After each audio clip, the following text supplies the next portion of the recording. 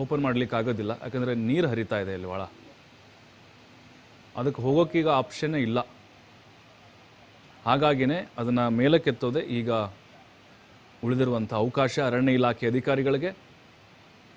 ಆನೆಯ ಆ ಗೋಳಾಟವನ್ನು ನೋಡಿ ಯಾಕಾದರೂ ಆನೆ ಇಲ್ಲಿ ಬಂದು ತಗಲಾಲ್ತುಪ್ಪ ಅಂಥೇಳಿ ಅಲ್ಲಿ ಬಂದಂಥ ಸಾರ್ವಜನಿಕರು ಮಾತಾಡ್ತಾ ಇದ್ರು. ಎಲ್ರಿಗೂ ಕೂಡ ಅಲ್ಲಿ ಅವಕಾಶವನ್ನು ಕೊಡ್ತಾ ಇಲ್ಲ ಅವರು. ಬಟ್ ಅನುಮಾನಗಳು ಹೆಚ್ಚಾಗ್ತಾ ಇದ್ದಾವೆ.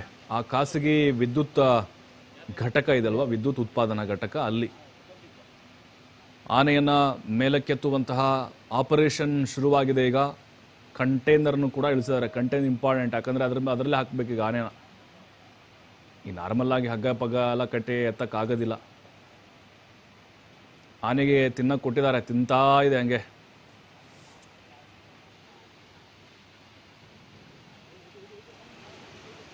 ನೋಡಿ, ಆನೆಗೆ ಅರವಳಿಕೆ ಮದ್ದನ್ನು ನೀಡಿದ್ದಾರೆ. ಆನೆ ಕೂಡ ಆಲ್ರೆಡಿ ಪ್ರಜ್ಞೆ ತಪ್ಪಿದೆ. ಮೇಲಕ್ಕೆತ್ತುವಂತಹ ಕಾರ್ಯಾಚರಣೆ ಕೂಡ ನಡೀತಾ ಇದೆ. ಹೈಡ್ರಾಲಿಕ್ ಕ್ರೇನ್ ಮೂಲಕ ಈಗ ಆನೆ ಮೇಲಕ್ಕೆತ್ತುವಂತಹ ಆಪರೇಷನ್ ನಡೀತಾ ಇದೆ. ಬಹಳ ಸವಾಲಿನ ಕೆಲಸ ಆನೆಯನ್ನ ಮೇಲೆತ್ತುವುದು ಅಂತ ಹೇಳಿದ್ರೆ. ಈಗ ಎಲ್ಲವೂ ಕೂಡ ವ್ಯವಸ್ಥಿತವಾಗಿ ನಡೀತಾ ಇದೆ. ಈ ಬಗ್ಗೆ ಮಾತಾಡಲಿಕ್ಕೆ ನಮ್ಮ ಜೊತೆಗೆ ಪರಿಸರವಾದಿ ಜೋಸೆಫ್ ಹೂವರ್ ಅವರು ಸಂಪರ್ಕದಲ್ಲಿದೆ. ಸರ್ ನಮಸ್ಕಾರ. ಹೇಳಿ ಸರ್, ಆನೆ 3 ದಿನ ಆಯ್ತು ಸರ್ ಅಲ್ಲಿ ಬಿದ್ದು, ನಾಲೆಗೆ ಬಿದ್ದು ಒದ್ದಾಡ್ತಾ ಇತ್ತು ಸರ್. ಇವಾಗ ಎತ್ತಾ ಇದ್ದಾರಂತೆ, ಅರವಳಿಕೆ ಕೊಟ್ಟಿದ್ದಾರೆ, ಕ್ರೇನ್ ಮೂಲಕ ಎತ್ತಾ ಇದ್ದಾರಂತೆ. ಎಲ್ಲೊಂದು ಕಡೆ ಇದು ಕೇರ್ಲೆಸ್ ಅಂತ ಅನ್ಸಿಲ್ವಾ? 3 ದಿನ ಅಲ್ಲೇ ಬಿದ್ರು ಕೂಡ ಇವತ್ತು ಎತ್ತಾ ಇರೋದು. ಅಲ್ಲ, ಒಂದು ನೆಗ್ಲಿಜೆನ್ಸ್ ಬಂದೇ ಬರುತ್ತೆ. ಹೌದು. ಬಟ್ ಎರಡನೇದಾಗೆ ನಾವು ಅಸೆಸ್ ಮಾಡ್ಬೇಕಂದ್ರೆ ಒಂದ್ ಕಡೆ ನದಿ ಇದೆ, ಹೌದು, ಇನ್ನೊಂದ್ ಕಡೆ ಸ್ಲೋಪ್ ಇದೆ. ಸೊ ಮಧ್ಯ ಇರೋದು ಕ್ಯಾನಲ್. ಕರೆಕ್ಟ್. ಇದು ಯಾವ ಗೇಟ್ ಓಪನ್ ಮಾಡಿದಾರೆ, ನೀರು ಅದು ಅಲ್ಲಿ ಇದ್ದಿದ್ ಕಡೆ ಒಳಗೆ ಮೇಯ್ತಾ ಇರ್ಬೇಕಾದ್ರೆ ನೀರ್ ಹತ್ರ ಗೇಟ್ ಓಪನ್ ಮಾಡಿದಿಗೆ ಅದು ಕೊಚ್ಕೊಂಡ್ ಬಂದಿರೋದು ಅದು. ಹೌದು ಹೌದು ಹೌದು.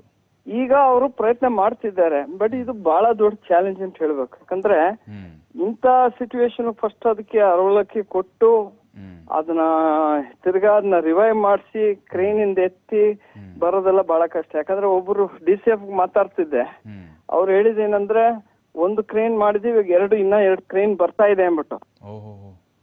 ಸೊ ಇದು ದೊಡ್ಡ ಚಾಲೆಂಜ್. ಯಾಕಂದ್ರೆ ಇಂತ ಸ್ಟೀಪ್ ಇದ್ರೊಳಗೆ ಬಹಳ ಕಷ್ಟ ಇದೆ. ಅಲ್ಲಿಂದ ಎತ್ತೋದು ಕ್ರೇನ್ಗಳು ಹೋಗ್ಬೇಕಲ್ಲ ಕೆಳಗಡೆ.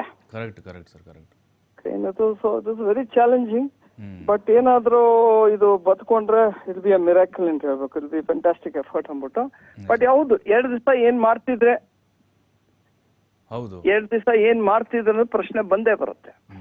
ಸರ್, ಈಗ ಅದು ಅರವಳಿಕೆ ಮದ್ದು ಕೊಟ್ಟಿದ್ದಾರೆ. ಈಗ ಅದಾದ್ಮೇಲೆ 2-3 ಕ್ರೇನ್ಗಳು ಕೂಡ ಬರುತ್ತೆ.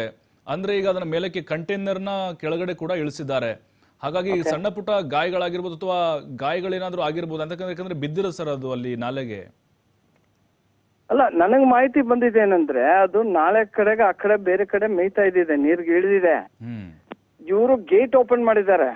ಅವಾಗ ಆ ನೀರ್ ಫೋರ್ಸ್ಗೆ ಇದು ಇದಕ್ ಬಂದಿರೋದು ಕ್ಯಾನಲ್ಗೆ. ಆ ಕ್ಯಾನಲ್ ಇದಕ್ ಹತ್ರ ಬಂದ್ಬಿಟ್ಟಿದೆ. ಅದು ಫೋರ್ಸ್ ಇಂದ ನೀರ್ ಹರ್ಕೊಂಡ್ ಬಂತಲ್ಲ, ಆ ಫೋರ್ಸ್ ಹೋಗಿ ಆನೆ ಇಲ್ಲಿ ಬಂದಿರೋದು. ಇಲ್ದಾರ ಆನೆಗಳು ಇಂಥ ಜಾಗ ಸಿಕ್ಕಾಕೊಳ್ಳಲ್ಲ. ಹೈಟ್ ಕೂಡ ಜಾಸ್ತಿ ಇದೆ ಸರ್, ಅದು ನೋಡ್ತಾ ಇದೀವಿ. ಹೌದು. ಒಂದ್ ಕಡೆ ಸ್ಲೋಪ್ ಇದೆ, ಇನ್ನೊಂದ್ ಕಡೆ ನೀರು ನಮ್ಮ ನದಿ ಮಧ್ಯ canal. So it is very challenging effort. ನೋಡೋಣ ಏನ್ ಪ್ರಯತ್ನ ಮಾಡ್ತಿದ್ದಾರೆ ನಮ್ ಡಿಪಾರ್ಟ್ಮೆಂಟ್ ಅವರು. ಹೌದು. ಆಮೇಲೆ ನೀರು ಹರಿವಿನ ಪ್ರಮಾಣ ಕಡಿಮೆ ಮಾಡ್ಬೇಕಂತ ಈಗ ಅಲ್ಲಿ. ಹೌದು, ಅದನ್ನ ಡ್ರೈ ಮಾಡ್ಲೇಬೇಕು ಸರ್. ಯಾಕಂದ್ರೆ ಅಕಸ್ಮಾತ್ ಈಗ ಏನಾಗತ್ತಂದ್ರೆ ಇವರು ಮದ್ದು ಕೊಡ್ಬೇಕಾರೆ ಅದು ಮದ್ದು ಗೊತ್ತಾಗ ಬಿದ್ಬಿಡತ್ತೆ. ಅದು ನೀರ್ ಜಾಸ್ತಿ ಇದ್ರೆ ನೀರಾಗತ್ತೆ, ಟ್ರಂಕ್ ಒಳಗಡೆ ನೀರ್ ಹೋಗುತ್ತೆ. ಸೊ ಅದು ಇದನ್ನ ಎತ್ತಿಕೋಬೇಕು, ಟ್ರಂಕ್ ಅಂತೀವಲ್ಲ ಹೂವಿದ್ನ, ಅದು ಎತ್ತಿಕೋಬೇಕು ನೀರಿಂದ ಆಚೆ. ಸೊ ಇದೆಲ್ಲ ಒಂದ್ ದೊಡ್ಡ ಚಾಲೆಂಜಿಂಗ್ ಅನ್ಬಿಟ್ಟು ಡೆಫಿನೆಟ್ ಆಗಿ ಹೇಳ್ಬೇಕು. ಅಲ್ಲ, ಅಲ್ಲಿ ಪ್ರೈವೇಟ್ ಏನೋ ಈ ಕರೆಂಟ್ ಉತ್ಪಾದನಾ ಒಂದು ಕಂಪನಿ ಇದೆ ಅಂತೆ ಸರ್, ಪ್ರೈವೇಟ್ ಅವ್ರದ್ದು. ಬಟ್ ಅವ್ರಾದ್ರೂ ಗಮನಕ್ಕೆ ತರಬೇಕು ಅಂತ ಅಲ್ಲಿ ಯಾರಿಗೂ ಅವಕಾಶನ ಕೊಡ್ತಾ ಇಲ್ಲ ಅವರು. ಮಾಧ್ಯಮದವ್ರು ಸ್ಟಾರ್ಟಿಂಗ್ ಅಲ್ಲಿ ಬಿಟ್ಟಿರ್ಲಿಲ್ವಂತೆ. ಸೊ ಅವರಾದ್ರೂ ಆರಂಭದಲ್ಲಿ ಇದು ಸೌಂಡ್ ಮಾಡಿದಾಗ ಆನೆ ಸರ್, ಇದು ಬಿದ್ದಂತ ಸಂದರ್ಭದಲ್ಲಿ ಸೌಂಡ್ ಮಾಡುತ್ತಾ ಹೇಗೆ ಆನೆ ಅಂತ? ಅಲ್ಲ, ಒಂದು ಡಿಸ್ಟ್ರೆಸ್ ಕಾಲ್ ಅಂತೂ ಆಗೇ ಆಗತ್ತೆ. ನಾವೇ ಎಲ್ಲಾರು ಬಿದ್ರೆ ಬಡ್ಕೋತೀವಲ್ಲ. ಇನ್ನ ಆನೆ ಕೂಗ್ ಎಷ್ಟು ಜೋರಾಗಿ ಬರುತ್ತೆ ಎಲ್ರಿಗೂ ಗೊತ್ತಾಗತ್ತೆ ಏನಾಗ್ತಿದೆ ಅಂದ್ಬಿಟ್ಟು. ಸೊ ಅದನ್ನ ನೋಟಿಸ್ ಮಾಡಿದಾಗ ಇಮಿಡಿಯೇಟ್ ಆಗಿ ಇವರು ಇದು ಡಿಪಾರ್ಟ್ಮೆಂಟ್ಗೆ ಹೇಳಿ, ಫಾರೆಸ್ಟ್ ಡಿಪಾರ್ಟ್ಮೆಂಟ್ಗೆ ಆಕ್ಷನ್ ತಗೋಬೇಕಾಗತ್ತೆ. ಯಾರಾದ್ರೂ ಅದನ್ನ ನಿಗ್ಲೆಕ್ಟ್ ಮಾಡಿದ್ರೆ ಅವ್ರ ಮೇಲೆ ಆಕ್ಷನ್ ತಗೊಳ್ಳೇಬೇಕು. ಯಾಕಂದ್ರೆ ಇದು ನಮ್ಮ ಶೆಡ್ಯೂಲ್ 1 ಅನಿಮಲ್, ಎಂಡೇಂಜರ್ ಸ್ಪೀಶೀಸ್. ಅದಕ್ಕೆ ವೈಲ್ಡ್ ಲೈಫ್ ಪ್ರೊಟೆಕ್ಷನ್ ಆಕ್ಟ್ ಪ್ರಕಾರ ಕ್ರಿಮಿನಲ್ ಇದಾಗ್ಬಿಡುತ್ತೆ. Correct correct correct. ಏನೋ ಪ್ರಯತ್ನ ಮಾಡ್ತಿದ್ದಾರೆ, ನೋಡೋಣ ಎಷ್ಟು ಮಟ್ಟಕ್ಕೆ ಸ್ಟೇ ಮಾಡಕ್ಕಾಗತ್ತೆ. ನಿಜ ನಿಜ ನಿಜ ಸರ್. ನಮಗೂ ಹೋಪ್ ಇದೆ ಸರ್, ಆದಷ್ಟು ಬೇಗ ಮೇಲೆ ಕೆತ್ತಾರೆ ಅಂತ ಹೇಳಿ. ಯಾಕಂದ್ರೆ ಕಾಡು ಪ್ರಾಣಿಗಳು, ಅದರಲ್ಲೂ ಆನೆಗಳ ಸಂತತಿ ನಮ್ಮಲ್ಲಿ ಜಾಸ್ತಿ ಇದೆ ಸರ್. ಇತ್ತೀಚೆಗೆ ಸಂಖ್ಯೆ ಜಾಸ್ತಿ ಆಗ್ತಿದೆ ಸರ್. ಎಲ್ಲ ನಾವು ಹೇಳ್ತೀವಿ ಆನೆ 6,500 ಆನೆಗಳಿದೆ ಕರ್ನಾಟಕದೊಳಗೆ ಅಂದ್ಬಿಟ್ಟು. ನಾವ್ 7 ಕೋಟಿ ಜನ ಮರ್ತ್ಬಿಟ್ಟಿದೀವಲ್ಲ.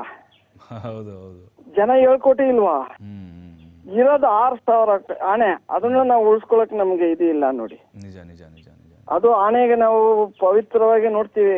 ಗಣೇಶ ಹಬ್ಬ ಬಂದಾಗ ಆನೆ ಆನೆ ಅನ್ಕೊಂಡು. ಹೌದು ಹೌದು ಹೌದು. ಆನೆಗೆ ನಾವು ಎಷ್ಟು ತೊಂದರೆ ಕೊಡ್ತಿದೀವಿ ಅಂದ್ರೆ ಎಲ್ಲ ಒಂದ್ ಕಡೆ ಎಲ್ಲ ಇದು ಹೋಗ್ಬಿಡ್ತು. ಹ್ಯುಮ್ಯಾನಿಟಿ ಹೊಟ್ಟೋಯ್ತು ಬಿಡಿ ಈಗ. ನಿಜ ನಿಜ ನಿಜ.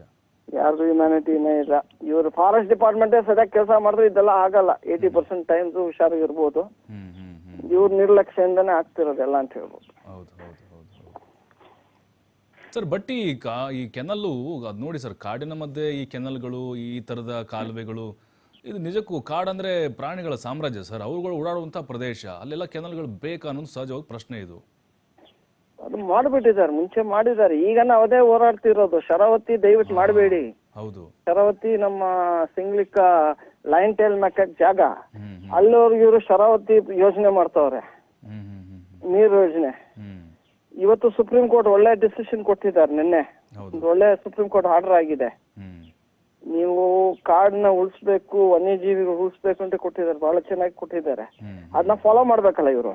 ನಿಜ ನಿಜ ನಿಜ ನಿಜ ಸರ್. ಫಸ್ಟ್ ಆಫ್ ಆಲ್ ನಾ ಹೇಳ್ಬೇಕಂದ್ರೆ, ನಿಮ್ಮ ಚಾನೆಲ್ ಇಂದ ಹೇಳ್ಬೇಕಂದ್ರೆ, ನಮ್ಮ ರಾಜ್ಯದೊಳಗೆ wildlife specialist wildlife veterinarians ಇಲ್ಲ.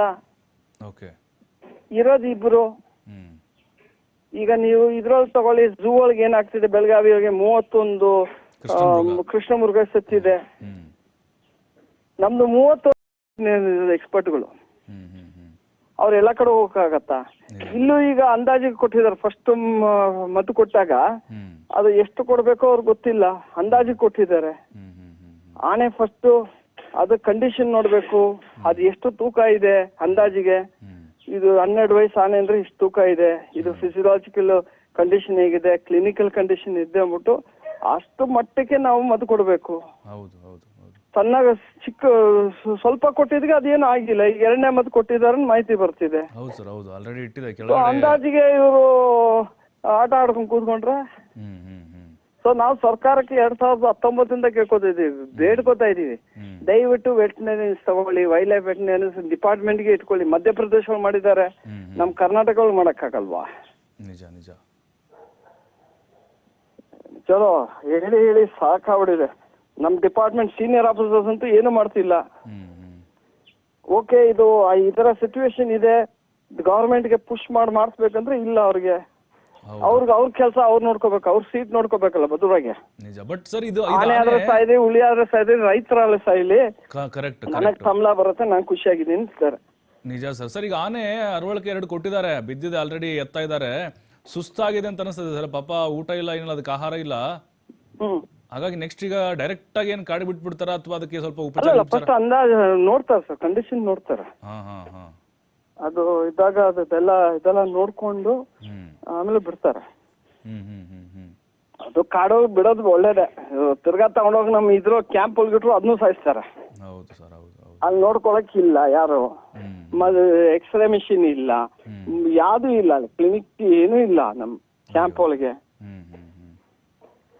ಇದು ಒಂದ್ ದಿವಸ ಎಲ್ಲ ಒಂದು ಪ್ರೋಗ್ರಾಮ್ ಮಾಡ್ಬೋದು ಸರ್. ನಮ್ ಕರ್ನಾಟಕ ಏನ್ ಆಗ್ತಿದೆ ಈ ವರ್ಷ ಎಲ್ಲ ಫುಲ್ ಬೇರೆ ಕರ್ನಾಟಕದ ಫಾರೆಸ್ಟ್ ಗಲಾಟೆಗಳು ನಡೀತಿದೆ. ಒಂದು ಇಯರ್ ಎಂಡ್ ಸ್ಪೆಷಲ್ ಮಾಡ್ಬೋದು, ಆ ತರ ಇದೆ situation. Very unfortunate. Thank you sir ಮಾತಾಡಿದ್ದಕ್ಕೆ. ನೋಡಿ